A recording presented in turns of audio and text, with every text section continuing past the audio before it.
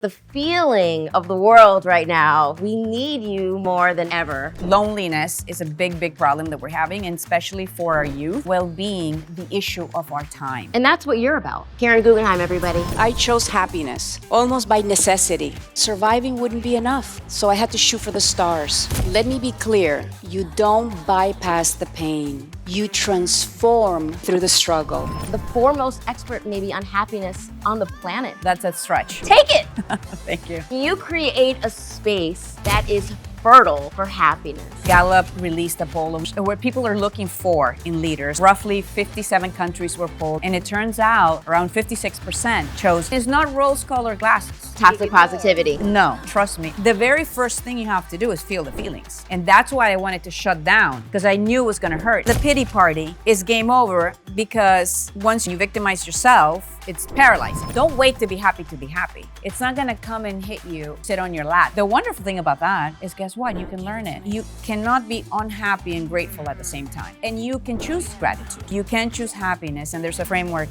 around that, and it is a practice. The number one indicator of how happy you are the state of...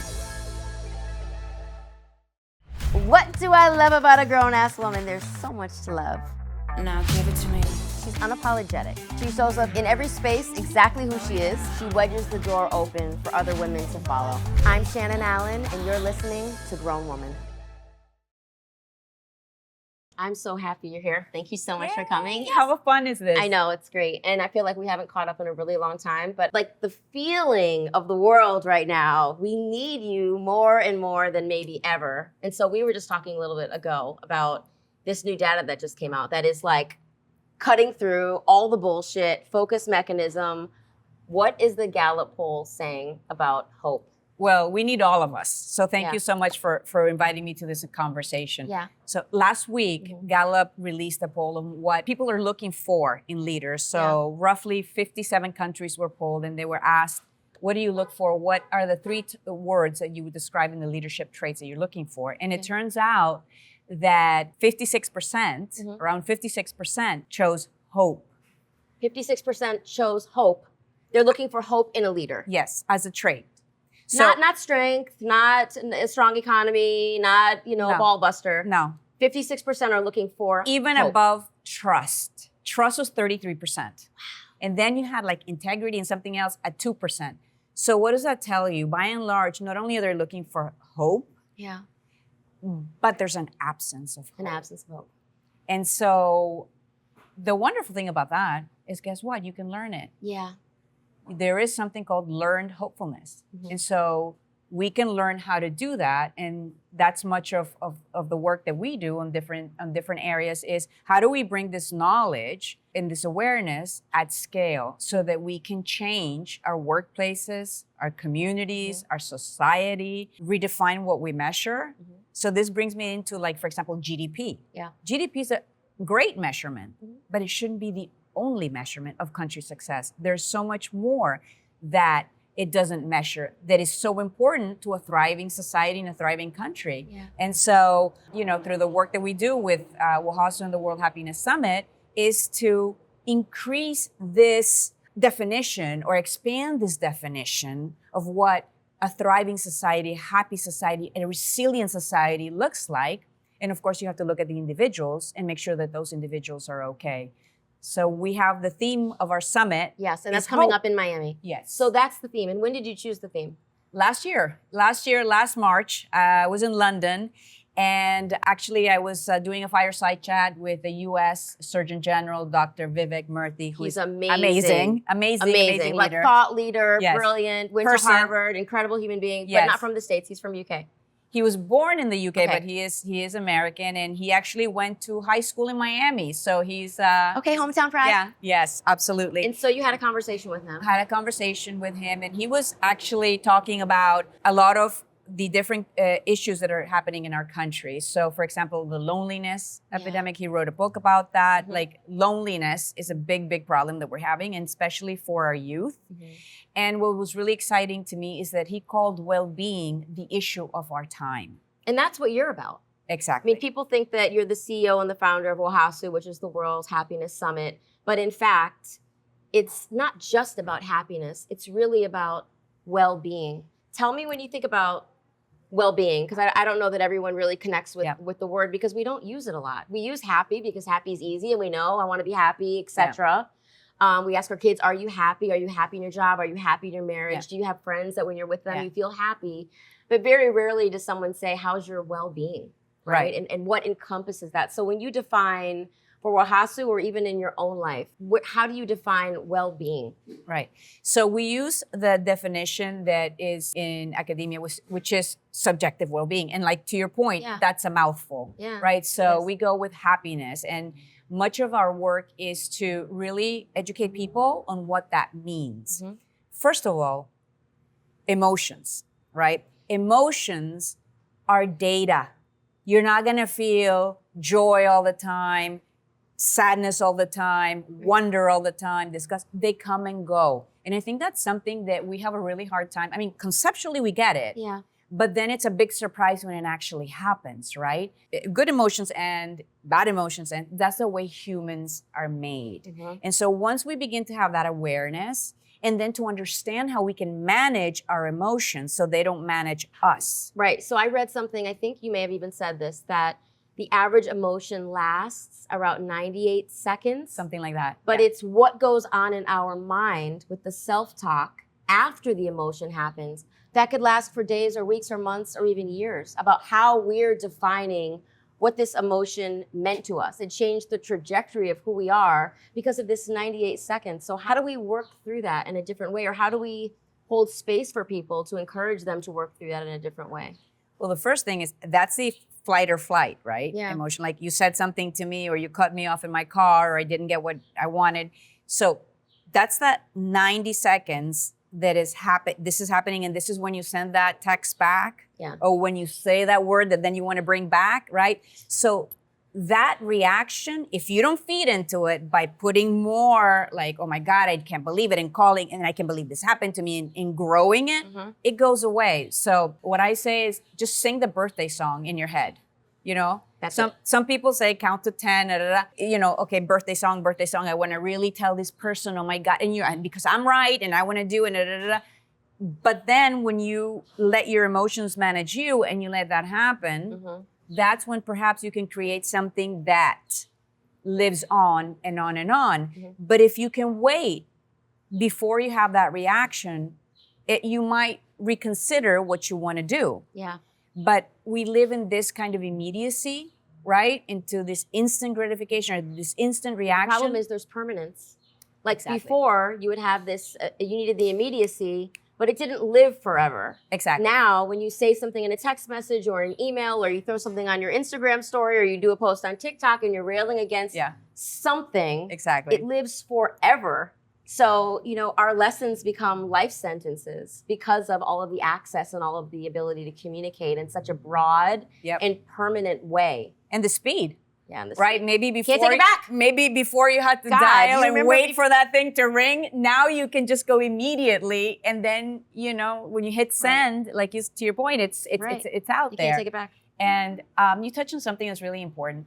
It's the narratives that we say to ourselves about ourselves, right? So we actually live in a world that is created by thoughts. I mean, you have to think it first, and then it happens. And like we've seen that people have a lot of different thinking, right? And then things manifest, things happen, right? And we see it on like systems change for good and for bad. And so what I like to advocate for is, how do we create more win-win scenarios? How do we make the pie bigger so that your piece and my piece gets bigger collectively, and that we're not fighting for that one little slice? You know, it really bothers me when I go into a room and we begin a conversation about scarcity thinking or the limited resources. So perhaps the physical resources at that moment are limited, but your thinking and your human potential is unlimited. Also, I think people forget that everyone wants something different. Yeah. In an ideal world, if I were to say to you, Karen, what is the best 3-day vacation you could take? What would you say to me? 3 days. It doesn't matter how much it costs. It doesn't matter who you're going with. You have 3 days and you can plan any 3 days in the world. What would that be like for you? Lake Como. Lake Como. Yes. Right? I have no interest in going to Lake Yeah. Como. I'm sure it's gorgeous, Yeah. and maybe I'll get there Yeah. someday, and wouldn't that be a blessing? But Yeah. for me, being on the beach with my kids and my grandkids is heaven. That's Yeah. all I want to do. And so when you say scarcity mindset, where people feeling like we have limited resources and we have a pie that we can't share, I immediately think, well, but we all want something different. So if we all want something different, we can all have what we want, maybe not all at the same time, but there's room for everyone because we're uniquely made. We're uniquely yoked. Not one of us is the same, not our BMI or epigenetic background or how tall we are, or how much we weigh, or how we identify, what kind of music we listen to, what foods we love. We are all uniquely made, so our heart's desires are unique to us. Absolutely. And we live in a world of abundance. I mean, look at these beautiful flowers you know, have they're here. so gorgeous. Look at what nature can give to you. You want pink? What color of pink? What kind of petals do you want? Color. Especially our youth is dealing with a lot of competition of just different things that are out there. And then, you know, this push to like, what is success or what should you want? So maybe that vacation means, you know, I just want to be home and just Exactly. want to chill out and Yeah, do yeah. nothing. Yeah. You know, and In so my PJs with like and coffee on whatever repeat. it is, right? But that could be wrong. But you have all the money and all the resources and what you should want that. And I think that's something that is really significant is that we're telling people what they should want. Yeah. And they're not going into themselves to know themselves out of what they actually want. So if you look at, you know, the universities, the elite universities and others as well, they're teaching happiness in their curriculum. So for example, Harvard Business School has Dr. Arthur Brooks, who teaches happiness. Laurie Santos, Yale, et cetera, et cetera. Yes, and I've heard that you can't even get in her class. Like, No, yes. like it's a wait list, like from now until the end of time. Like it's Right. the The most same thing you popular can't get class. in. You can't get into Arthur's class either. So- But what I wanted to say, just real Yeah. quick about that, is that, you know, what I hear from professors who teach happiness will be in whatever context, is that these kids get to college and nobody ever asks them what they like. Yeah. What do you like to do? What inspires you? How do you find purpose? What's your passion? Because they've been doing. You have to, even the sports become a chore because you have to get into this, because you have to be picked for that, because it's going to look better on your resume. Then you take that class and you're going to do that science and you take that language. Right. But nobody asked them. And so they finally get to college and some of them, they're asked, what do you like? And they start crying because they don't know. Nobody asked them. No one ever asked. Beyonce has this great quote. I'm a Beyonce stan. I don't think it was Lemonade. I think it was the album before that. And someone asks her, what do you want to be in life?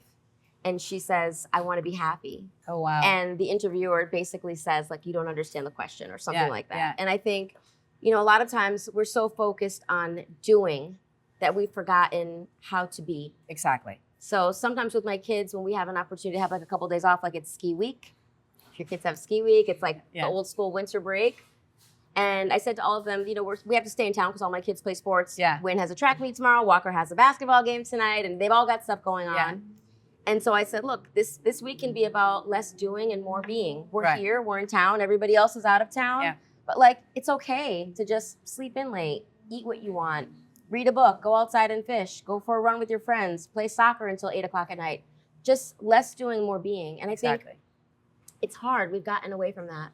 The one thing that I wanted to ask you, and you mentioned universities, you know, when you and I first met almost 13 years ago now, you were in a very different place than you're in now. Yes. Before you started on your happiness journey. And I want to ask you this question because I think it's important for people to really understand who you are and how you're an expert on well-being and happiness.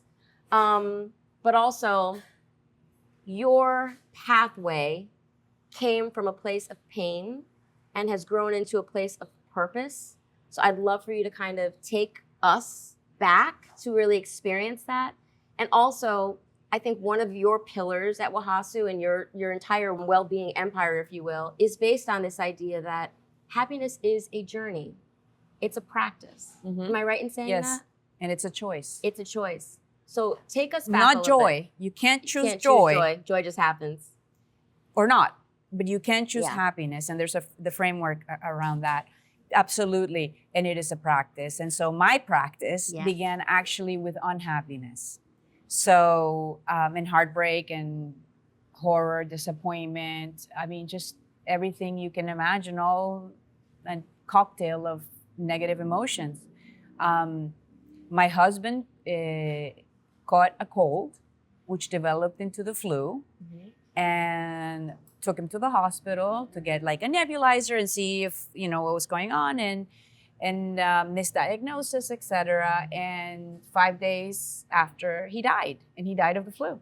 2 days after, I felt like, okay, I want to check out. So it wasn't like I wanted to end my life physically, but I wanted to go into my bedroom, turn on the AC really cold, pull down the shutters, and just get into my bed and just shut the door to anything. Close out life. Close out life. I had been married half my life. I got married at 21. He died when I was 42. Who's your best friend? My best friend, the person who got me. You know what I'm saying? Like, Yeah. he knew every imperfection.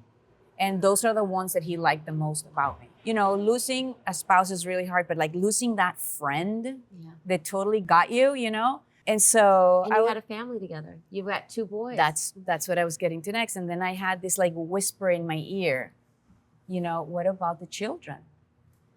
And I was like, what? Like, first thing is like, somebody else do that, but of course you can't. So I'm having this internal story in my head, and it's like, okay, I have to be there for my kids, because it's bad enough that this happened. I'm not gonna make it worse. They're not gonna lose the mother. Right. And Was that his voice in your ear? no, that was my mom. That was your mom? That was my mom. That was like, Matt, no. I was like, what? Gather yourself exactly. up. Let's go. Time to dust all that off. It's like my mom, Moms will do that. Yeah. Mom and for so, the win. Yeah. And so in that moment, I decided that I was gonna live. And You made a choice. I made a choice. I'm gonna live, and then I made the other choice. Since I'm gonna live, even though I don't want to, so that's another thing. Don't wait to be happy to be happy. It's not gonna come and hit you, sit on your lap. You gotta it go anyway. No, you gotta go find it. gotta go find it. What's for you? Like you said, Right. for you is the beach. Yep. You had to do different iterations to figure out it was a beach. Right. Right? Right. And then cultivate the relationships with your family so that they would want to go with you to the beach. Yeah. Right? Right. Okay. So I said, to this horror and pain, something beautiful has to happen. So I'm going to be happy. I choose happiness. Don't know what it is. I didn't know about the science. I hadn't, my first degree is in journalism and communications. And you were in the workforce. Yes. So even when your husband passed away, Yes. it wasn't like, oh my God, I've been out of the workforce for 20 years raising kids. But I was working part-time. Okay, so that's also So, because- a challenge because now Oh, you yeah. have to provide for your kids. Well, that's Okay. what came next, Okay. right? And so I was working part-time. He was a primary income source. So I worked with something that really connected me, and I loved doing it. And my children play sports and all that. And you know what that looks like on a day of school Yeah, and chaos is sports. your normal. Exactly. And exhaustion. Yeah. And anyway, I decided that I was going to go to happiness. I didn't know where that was, but that like hung onto that. And I then went into like, how do you do that? And so I went into purpose and meaning. I am going to make meaning out of this event that happened. I can do that. That's my choice. And what is that called when you do that? What do There's you mean? a term for that. When you're in a position that feels like Agency. agency. Yes, it's Yeah, yeah. agency. Agency. I cannot do anything about what happened. I can cry every day of my life. That's not going to bring him back. My family will never, ever be the same again. Never. The plans I had, the visions I had, Rearview mirror. gone. We're done. So I had to retrain, right? And so I said, okay, I'm going to go and do an MBA at Georgetown. Big step. Big step. 4 months after he died, I was starting my MBA. And then over that year and a half, I accidentally became happy again. I say accidental, but looking back, there were things that I was doing, practices that I was doing that are evidence-based, that are research-based, that work. So for example, I had a purpose, right? I had strong relationships. The number one indicator of how happy you are the state of your relationships. And that's Harvard's longitudinal study, over 80 years and going, found that the state of your relationships is the greatest indicator of how happy you are. And by the way, happier people get sick less often, Right. live on average 7 years, make more money, more promotions, More productive. et cetera, et cetera, et cetera. The rippling effect is huge. And so I also was taking care of my physical body. Okay. So I was exercising. What were you doing? Eating, yoga, running, walking. By the way, it's not these incredible amounts of exercise at work. 20 minutes a day. Moving your body. Moving your body. You have to move your body. Okay. And you have to move your brain. And tell me about the eating part, because that's important to me. Yes. That's my whole thing. Yes. So, very careful in what I eat, not not Highly processed. No, I know you said you love no. chocolate, but you do that on occasion. but no, very, very infrequently. Okay. But like what you serve and grown, healthy food that is sourced in the right way, and that it, what you're eating. It's not like a package. Right. And so vegetables, etc. And very, very little meat, very clean. And then also learning something new. So learning something new is also really important to your brain to become happier. And is that an indicator of happiness also? Yes, learning Curiosity. because curiosity is a positive emotion. Okay. So you're learning something new. Also, I found that the subject matter was really difficult because I had to do analytics, Wow. business analytics, and my background is in psychology, Right. and in journalism. So You were learning a new language. completely. And I had to fully concentrate. So I practiced mindfulness without That's what I even was gonna ask knowing. you. Yes. I had to be like, okay, what's a T-test Z-score? Okay. And what I found out that when I was fully present in that, I wasn't catastrophizing of what's going to happen to my family. What are my kids going to be okay? What am I going to do? What am I going to do? Which was what was happening outside of that classroom. Right. And so I became so proficient that I tutored people in it Okay. because it was so soothing. Right. And also some To people not have to worry about some it. people also learn better by teaching. Yeah. So did you feel like as you were going through these very complicated, ideas and concepts that you Yes. never really examined before, and all of a sudden you're like this analytical thinker, Yes. as you're explaining to people, you're becoming an expert. And that's what happened with the work that I do today. So then I discovered that there was a science behind happiness, positive psychology, and all these different experts and mindfulness. And by the way, so many of the people working in this are economists Really? because they look at the economic benefit Right. of well-being, Right. right? It's huge. So, and then when I discovered that, I decided to dedicate my life to promote this at scale, because I figured if I didn't know about it, other people didn't know about it. And I wanted to create something that I wish I had the opportunity to have as a resource when I was having a challenge but didn't exist. And also, it's an opportunity when you're not having a challenge to celebrate your life and make community and learn these new things and share them with other people. And that's gratitude. Absolutely. People always say, like, what's your favorite currency? And I say gratitude. Yes. Because when I'm feeling down, and we all feel down, Yeah. I mean, that's a natural emotion that happens to people. You're never, but maybe someone is, but I don't know that anyone No, is just humans like are at not made- 44,000 feet at all times, right? Human beings are not made like that. Yeah, right. And so there's this natural ebb and Yes. flow of what happens with our emotions. And certainly if I feel down, a lot of times my mainstay where I go is gratitude. It's like, okay, look, this situation might suck. This might be Yeah. horrible. This might be a disaster. And you actually don't know how the fuck you're going to get Exactly. out of it. But you have a body that works. Exactly. Your parents are still alive. You have a husband that loves you and he's hot, right? I mean, I've got beautiful kids and grandkids. I start going in my list. Yeah. I've got an amazing team. I have a business that I created, the thing that I wished existed, whatever. I'm just running down the list. Yeah. And obviously, everyone has their own version of this. But for me, when there are times that feel overwhelming, Yeah. I go back to the gratitude. And it's like, you know what, this situation might not be great, but I have so much to be grateful for. And then after that, I take action Yeah. to be in service Yep. to anyone in the community that needs me. And I find that actually is a bit of a trick. Yeah. Because a lot of times when we show up and people say, can you help me with this? Can you help me with that? And you're like, sure, no problem. And people are so grateful that you're helping them, but what they don't even realize is, but the exchange that you gave me for welcoming me in and being grateful for me completely changed my mood. Absolutely. Well, we're hardwired to feel good when we do good for people. And there's an altruism loop. Happier people are more altruistic, and altruism makes you happier. So we're looped, and we're biologically inclined to feel that way. So there's like a dopamine response when you're helping someone, yes. even if you're giving someone $5 on the street that you know is struggling. Yes. You walk away and say, what am I complaining about? I'm so happy I can hurt that person. A smile, or help a person be seen, and bring these into the workplace too.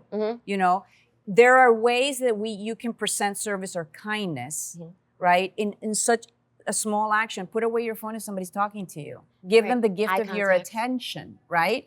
And fully listen. And listening doesn't mean giving somebody else an opportunity, like, what am I gonna say to what you said? Let me hear what you said. I may not agree with you. And so something that's really important, in the challenging times that we're living right now, is to understand that people have different points of view. It doesn't mean they're right. It's just like people have different points of view. And it's so important to embrace the humanity of other people, because we don't know where they've been. We don't know where they have walked, right? But something really important about gratitude, if you notice, you cannot be unhappy and grateful at the same time. They cancel each other out. And you can choose gratitude. You can choose gratitude, and believe me, sometimes it's like, like the list of challenges and problems and the pity party is right here. Right. But I know that the pity party is game over, because once you're a victim and you victimize yourself, it's paralyzing. Now, that's not to say that when something is happening that is victimizing you, of course, you have that moment that's actually happening. But at some point, you have to get up from that table and move on. Now, the other thing that you mentioned, to your point, when you said these things that you're grateful for, but you practice that. You've done the work. You know that those are the things you've cultivated that. So if you have never had that experience or that practice, you can have a really shitty day and just be like, but you know what you're grateful for. So you got that in your pocket.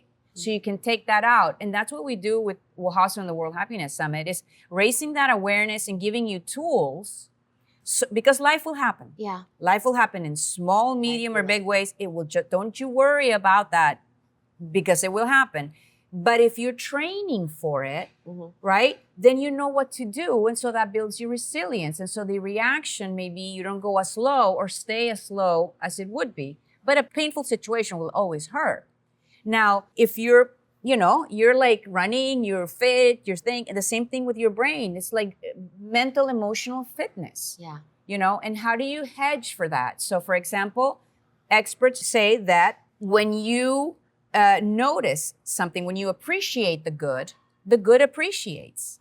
I'm sure we all have friends that are always like, everything's terrible, everything, and you're like, wait a second, but you just did this, you just did that, and they can't see it because they're like this, they have this tunnel vision. But when you are able to say, oh my God, thank you that my kid, went to school and is getting great grades, or my husband or my wife or my partner or whatever, or this beautiful place that we live in, or whatever it is that it was. Yeah, right. Instead of collecting grievances, and so you switch your focus to gratitude. Of course. And it's not rose-colored glasses. I'm not saying toxic ignore. Positivity. No.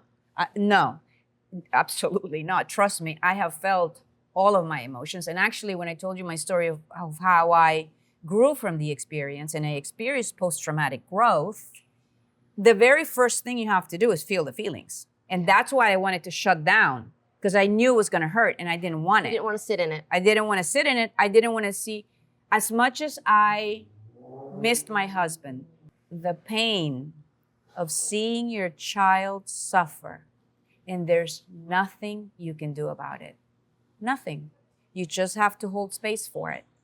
There is nothing that is more painful.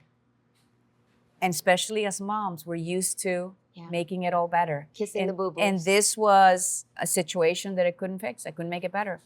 The only thing that I could do was provide a version of a mother that would be helpful to them. That was healing.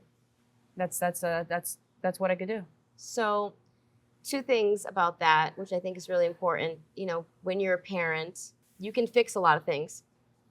You can help fix relationships with like a teacher that might be giving you a hard time, and you can reset a bone if you have a broken bone, but you cannot fix a broken heart. And I can only imagine what your boys were dealing with in that moment. But for you, you're such a warrior that you said, I've got to heal my own broken heart. But in addition to that, I have to be able to be here for these two incredible souls that are relying on me now to be both mother and father, and to keep their dad's legacy alive and memory alive and thriving. Yeah. But we have to be okay. And so when you decided, I'm going to get the MBA, I'm going to focus on happiness, I'm going to create the World's Happiness Summit and become the foremost expert maybe on happiness on the planet. Well, that's a stretch, but well, take it. Thank you. Because I've been to the summit over the years. You've invited me to come and be a panelist, and I've had a blast every single time. And by the way, every time I step on University of Miami's campus when you've had the summit there, I am immediately filled with what can only be described as joy. Absolutely. Because you create a space that is fertile for happiness. It's fertile for joy and great conversations and laughter and smiles and hugs and authenticity. And even though all the conversations aren't like, no, they're not. Yeah. They're not. They're not. A lot You're of going them, deep. We're going deep. A lot of them are hard conversations. Yeah. There is still this feeling that is like it's high vibrational. Very much. Very much. I mean, you're at like 432 hertz. Oh, yeah. So tell me a little bit and tell everybody a little bit about how you created this movement that has now become international. Yes. And where you've pulled in the Deepak Chopras and the Viveks and the Albert Brookses of the world to help populate this thing that you have, this unbridled happiness explosion. How did you do that? So to me, it means life, because we're alive, and do you rather feel better in life or worse? At the end of the day, that's the conversation I had with myself. And so I would rather train myself to see how I can experience life in the full totality, but also from a, hopeful, positive point of view. Because events happen that you can't do anything about, but you can do something about your reaction. So with the summit, we bring not only academics, but people who are doing this at the workplace, people who are doing it in education. We bring nutritionists, chefs, musicians, artists, because music, for example, we haven't even hit music. Yeah. Music is amazing for happiness. We all know it. Yeah. Dancing and music. If you want to do something, change your mood. Don't wait to want to listen to music. So one of the things that I do, for example, is to have a to-be list. Yes. So we all have a to-do list, right? Mm-hmm. We have a long list of things we need to pick up the kids, or we need to go something for work, groceries, whatever it is that we're doing. But what I invite you all to create a to-be list. And what does that mean? How do you want to be today? Do you want to be grateful? Do you want to be kind? Do you want to be generous? Forgiving. And you can do something about that, regardless of what happens. Even if you have to fire somebody, you can do it in a kind way. You can have challenging conversations in a positive way. Not that the outcome maybe will be positive for everyone, but you can show up in a way that is respectful and kind. And is that an intention you set every morning, or is it like this overarching theme that you have in your life? Every morning. You meditate and then you say, I wake up in the morning. Who do I want to be today? Let me just tell you a couple of things. Do not see your phone last, 2 hours at night, and the first, at least half an hour when you wake up. Your brain is very susceptible. Mm-hmm. So don't do it.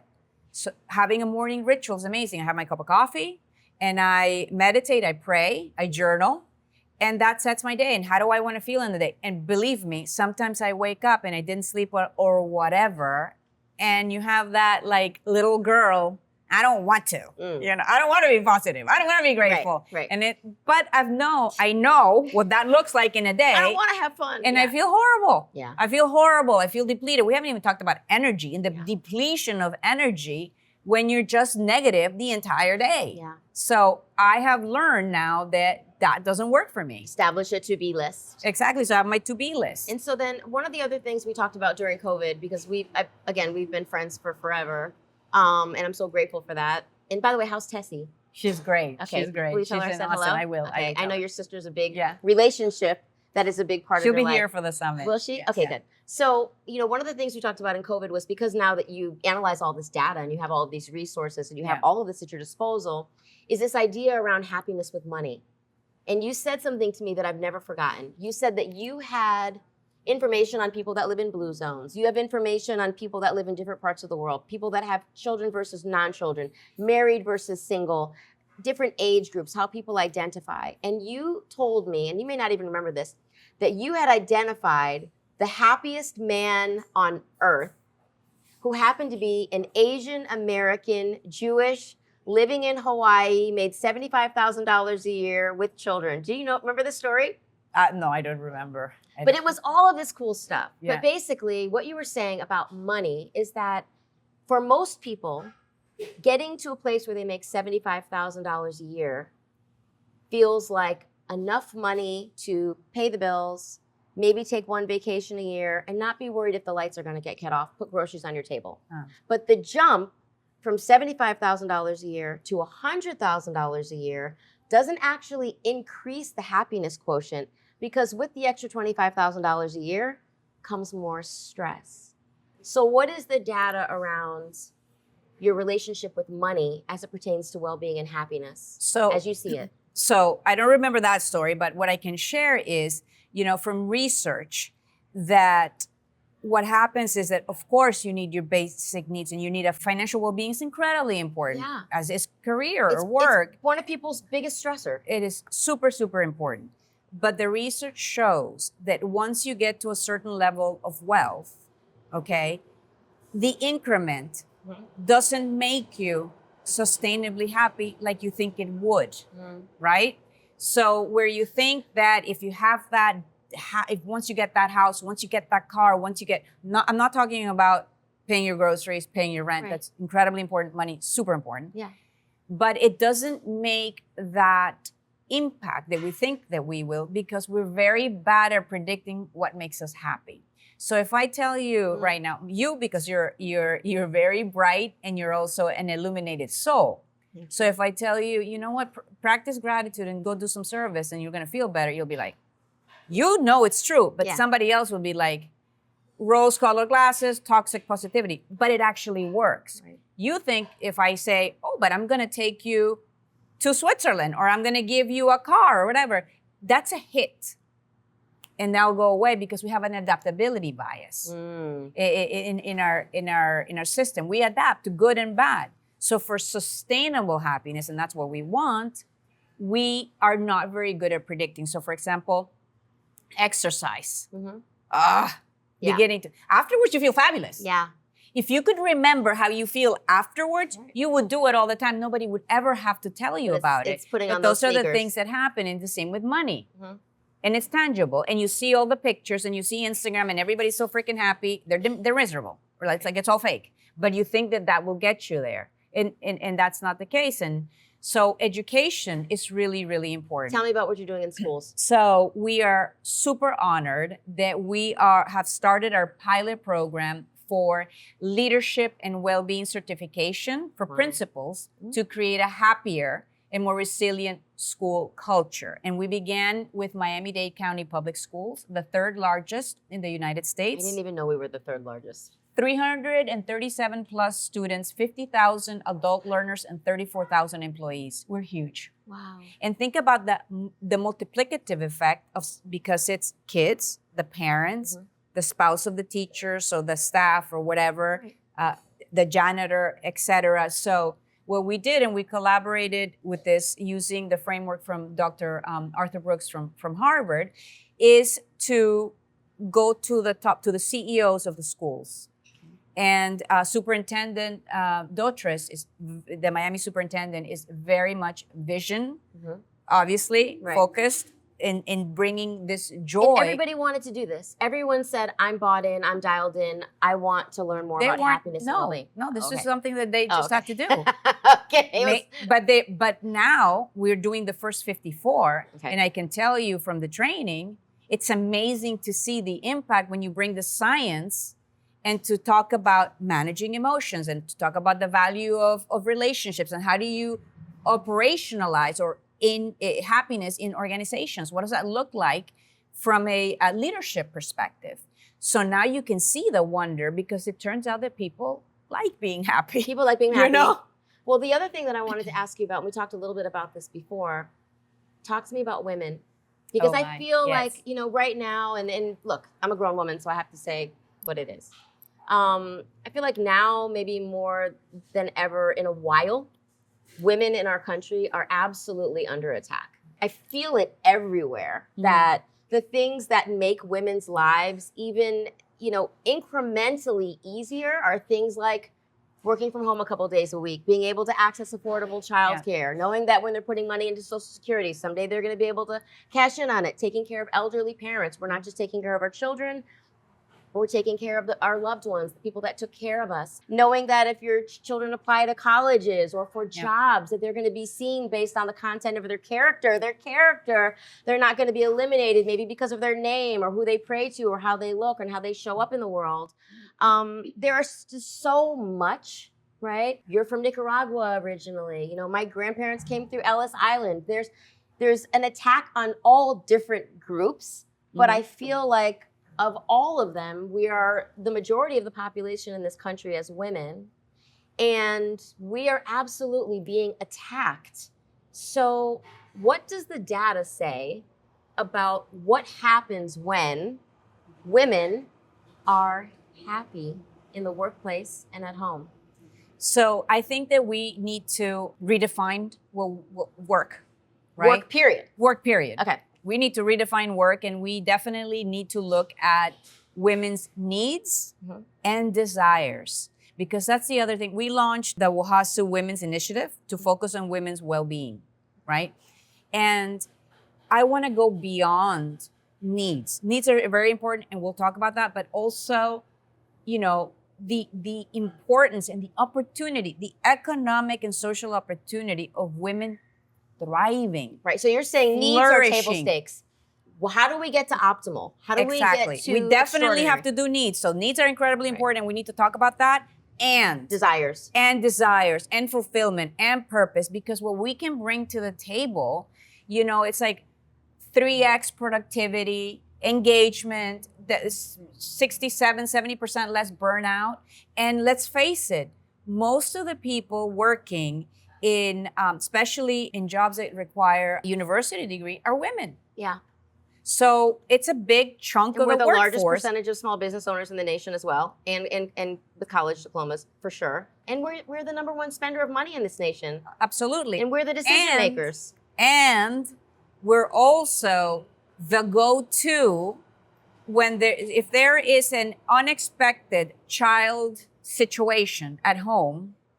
I think the data shows 67% or 70%, it's women who are moms who are handling that. Yeah. So we have that on top of it. So we need more flexibility. We need to rethink how we work. So for example, there's data showing that women want to do part-time work, but they want to do part-time work that elevates their career. Yeah. So then maybe during those formative years with the kids, you have those limited hours, but you want to grow your career so then you can, do more later. There can be fractional work, there can be sharing work. There's so many things that we can do if we want to do them. But if we have a mindset that is fixed and not growth oriented, then we can't see these solutions. For example, perfect example, before COVID. Can you work from home? No, you can't work from home. You can't take that call from home. You have to be in the Hard office. stop office. Oh my God. All of a sudden, everybody was home? Oh, yeah. How long did it take for everybody to be 24 hours. 24 The impossible. hours. You're not productive. You can't happen. You can't do it. It's impossible. All of a sudden here's your computer. Here's your landline. Here's your internet. We're all working from home, and we're going to be, and we were gonna very stay. productive. Extremely. So we need to work on work, and we need to work on women's well-being, certainly. Women. So this is now the women's happiness Yes, the well-being initiative for women. well-being initiative Yes. for women. And so I think the future is pink. I think the future is pink. I think that women, we bring so much to the table. We bring so much beauty and power and strength, and our strength is different. yeah, But it is equally important and equally magnificent as men's strength. We provide emotional stability by intelligence and and large, stability. stability and intelligence. We're particularly keen with these traits that a machine can't do. Yeah, Compassion, empathy, you know, yeah, we're devoid of empathy right now. collaboration, And also apathy is real. right? So before you leave, and I know you have to go, one, Cultivating Happiness. Yes. That's the name of your book. Congratulations. Thank you. So That's my please, yes. everyone, if Yes. you're in the Miami area or if you're in Lake Como, please come to Oahu Summit, certainly, and do all of the research that you can to support well-being and happiness. Karen has a TED Talk that is unbelievable. Take a minute to watch it. Please grab her book, Cultivating Happiness. And then lastly, I just want to ask you, what do you think makes you a grown woman? Oh my goodness. What makes me a grown woman? Showing up. I just being an active participant of my life, not letting just happen to me. Like, show up. Even if you don't know what the hell you're doing, you don't feel like doing it, you know what? Take a shower, brush your hair, put something on, and just show up. Right. And be part of that conversation, instead of like complaining about things happen. That's what a grown-ass woman does. That's what a grown-ass You woman show does. up. We need you, ladies. You Show up cry, as the grown-ass woman that you whatever, are. but your hair's all out of place, but you keep showing up. And you know Messy what? bun, get it done. We're magnificent.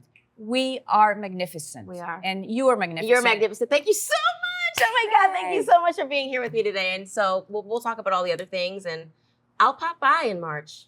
You have to come. Yeah, You have to come. I love You it. have This is to like come. the highlight of my year. No, you have to come. You Okay, have to. good. You have to come. Thank you. Thanks so much. Karen Guggenheim, everybody. Thank you.